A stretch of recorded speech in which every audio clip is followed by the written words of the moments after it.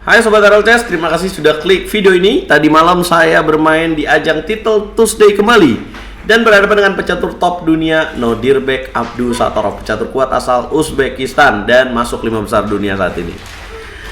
Buat teman-teman yang belum tahu, ajang Title Tuesday adalah ajang yang bisa kalian ikuti kalau kalian memiliki titel catur secara offline dan diakui oleh FIDE.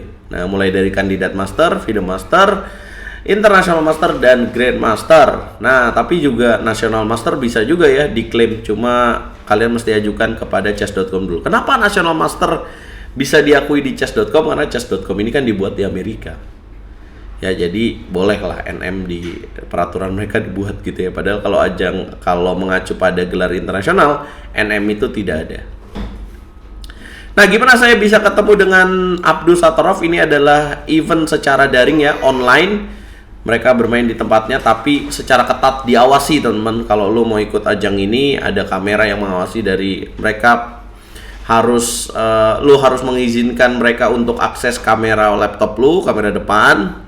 Kemudian lu harus kasih akses dari kamera kedua. Mau pakai apa aja gitu ya. Lu harus scan barcode di situ supaya intinya lu diawasi dari depan dan dari belakang. Jadi nggak ada lu bisa curang lah gitu. Karena ini event yang berhadiah. Langsung aja kita bahas gamenya dengan format 5 menit. Abdusattorov mulai dengan D4. Saya jawab kuda F6. Ini akun real ya. Kalau nggak percaya kalian cek aja. C4 kemudian E6, kemudian kuda F3, saya main dengan B6. Ini namanya teori Queen Indian. Putih G3, kemudian saya bishop ke petak A6, ancam pion, dia B3, kemudian saya bishop B4 skak. Kemudian bishop D2, saya main bishop E7, kemudian dia bishop G2, saya main dengan C6. Kemudian bishop C3, D5 saya mainkan, kemudian kuda B ke petak D2, saya mengamankan raja, dan kemudian dia mengamankan raja juga. Masuk ke middle game, saya masih mengembangkan perwira, kuda B ke petak D7, kemudian Abdusattorov benteng C1, saya benteng C8. Langkah ke-12 benteng E1. Nah, pilihan favoritnya Queen C2 ya. Nah, saya teringat, saya pernah melihat game dari Magnus Carlsen di ajang Tata Steel ya beberapa tahun lalu, mungkin di tahun 2013 ya, udah lama banget sebenarnya. Tapi sebagai seorang pemain catur ya penting untuk mengikuti cara main top dunia ya. Jadi saya mainkan kuda E4. Kemudian putih makan, saya makan kembali dan kemudian kuda ke petak E5, saya mainkan langkah F5. Kemudian putih melakukan pertukaran, saya makan lagi.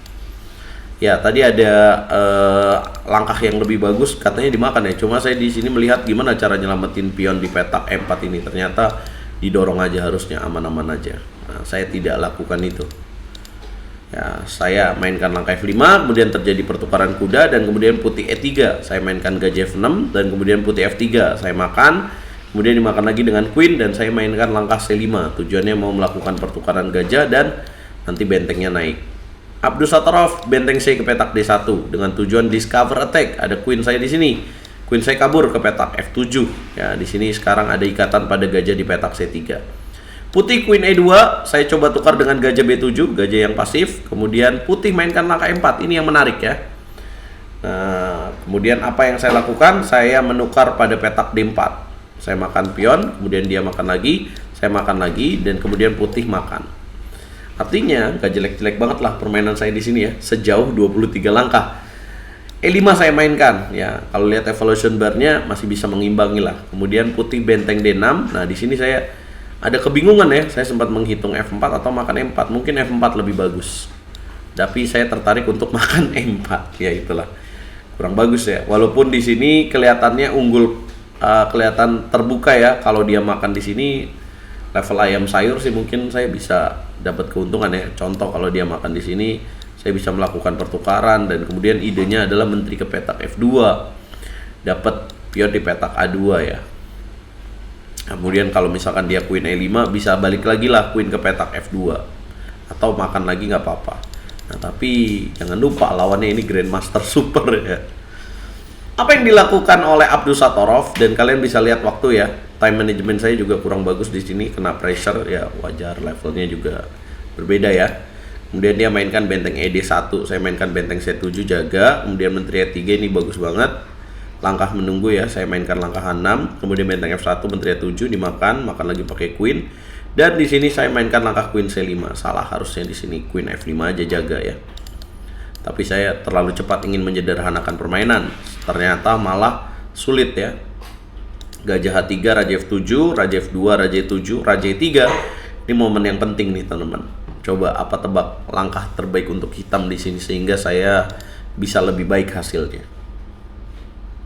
Ya harusnya saya di sini mainin langkah G6 untuk mencegah Gajah F5. Ya tapi saya mainin langkah Gajah C6 sehingga putih bisa Bishop F5 dan saya bingung. Ya harus jalan apa sementara harus menjaga petak D7 dan bentengnya nggak bisa ke sini. Akhirnya terjadi pertukaran pada petak E4 dan kemudian saya benteng ke petak B6. Saya benteng D7 lagi ya. Dan membuat putih unggul ruang. Nah, susah kalau udah begini, lihat evolution barnya ya. Dan secara permainan juga udah nggak enak. Ya, saya coba cari keuntungan dan skill endgame yang luar biasa dari Abdus Satorov. B4 dia berani, dia dorong pion.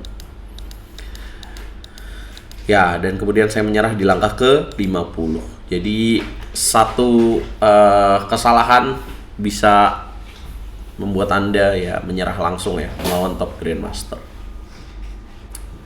Akurasi yang ditampilkan oleh Abdus Satorov di game ini wajar aja 95% guys. Saya 87%, nggak jelek-jelek amat lah. Ya, jadi tadi kesalahannya adalah pada petak yang saya harus koreksi mungkin ya.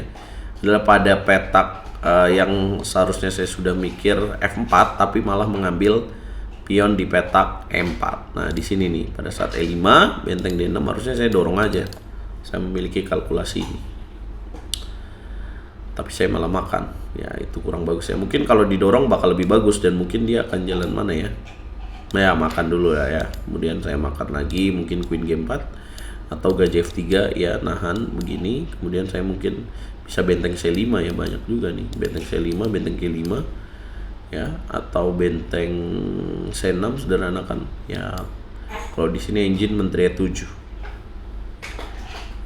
Nah, ini harusnya seimbang-seimbang aja ya, tipis. Ya, masih banyak harus belajar pastinya. Semoga di pertemuan berikutnya bisa bertemu dengan top level lagi. Tadi malam saya bertemu dengan top level lainnya, yaitu Fedosev Vladimir ya. Vladimir Fedosev, catur Rusia yang pindah ke Slovenia. Tadi malam jelek banget, hasilnya cuma 6 poin dari 11 babak. Banyak kemenangan yang harusnya lawan yang biasa-biasa aja harusnya menang, tapi melakukan blunder dan akhirnya nggak menang. Ya, siapa yang juara tadi malam? Yang juara tadi malam Title Tuesday siapa ya? Wah, harus cek dulu nih. Ya, tadi malam yang juara Title Tuesday adalah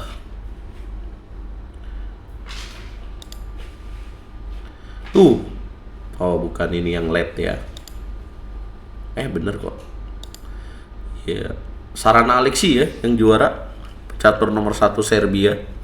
Kemudian nomor 2 Christopher Yo, nomor 3 adalah Hikaru Nakamura. Wah, Magnus malah mana nih Magnus? Gak ada Magnus ke bawah ya.